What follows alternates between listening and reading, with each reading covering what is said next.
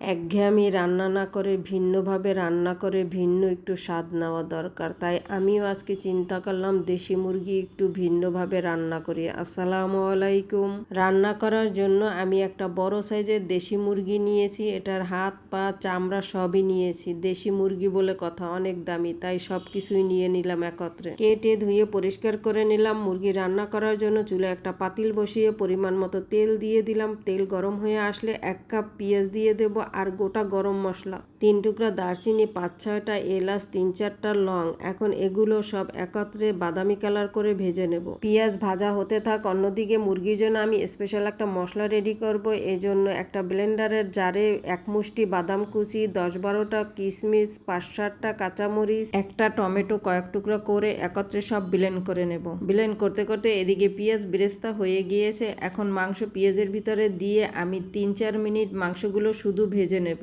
3-4 minute ভাজতেই মাংসের কালারটা change হয়ে আসছে। এখন দিয়ে দেবো একে একে সব মশলাগুলো। প্রথমে আমি পরিমাণ মতো লবণ, 1 টেবিল চামচ আদা বাটা, 1 টেবিল চামচ রসুন বাটা, 1 চা চামচ ধনিয়া গুঁড়া, আধা চা চামচ জিরার গুঁড়া, 1 চা চামচ হলুদের গুঁড়া, 1 চা চামচ মরিচের গুঁড়া। মরিচের গুঁড়াটা আমি একটু কমই ব্যবহার করব, কারণ আমি কাঁচামরিচ ব্লেন্ড করে নিয়েছি, সেটা ব্যবহার করব।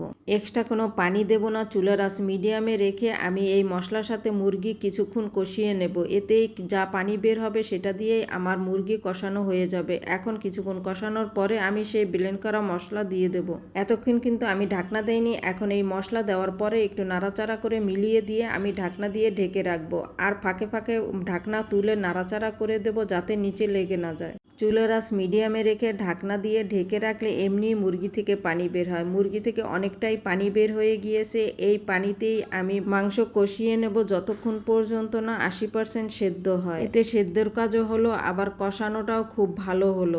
তেল মাংসের উপরে ভেসে উঠেছে। এখন আমি এই মাংসে দিয়ে দেব ফুটন্ত গরম পানি। দেশি মুরগি হলেও বেশি পানি দেওয়ার এখন আর দরকার নেই। মাংস অনেকটাই সেদ্ধ, তাই যতটুকু ঝোল রাখবো সেই আন্দাজেই পানি দিলে চলবে। ঢাকনা দিয়ে কিছুক্ষণ জাল করে নিয়েছি। অনেকগুলো বলকও চলে এসেছে, ঝোলও অনেকটা শুকিয়ে এসেছে। এর ভিতরে দিয়ে দেব আগে থেকেই করে রেখেছিলাম 2 টেবিল চামচ গুঁড়া দুধের সাথে 1 টেবিল চামচ ঘি মাখিয়ে, পুরোটাই এখন দিয়ে দেব। আরও 8-10 মিনিট জাল করে নিয়েছি। ঝোল এখন মাখা মাখা। এ পর্যায়ে টালা জিরার গুঁড়া 1 টেবিল চামচ দিয়ে দেব। আরও 2-1 মিনিট জাল করে এর ভিতরে দিয়ে দেব 7-8টা কাঁচামরিচ। এই পর্যায়ে গিয়ে চুলার আঁচ লোতে রেখে ঢাকনা দিয়ে আমি 10 মিনিট রেখে দেব। ঢাকনা তুলে আবার একটু নাড়াচাড়া করে এ পর্যায়ে চুলা বন্ধ করে দেব। মাংসের ভিতরে অফ ক্যামেরায় আমি ছোট দেখে 4টা নতুন আলু দিয়ে দিয়েছিলাম। এই তো একটু ভিন্নভাবে দেশি মুরগি রান্না হয়ে গেল। এখন একটু ঠান্ডা হওয়ার পরে ঢাকনা তুলে দেখাচ্ছি, কতটা ইয়ামি দেখাচ্ছে। আর মাংসের ঝোলও কিন্তু একদম মাখা মাখা।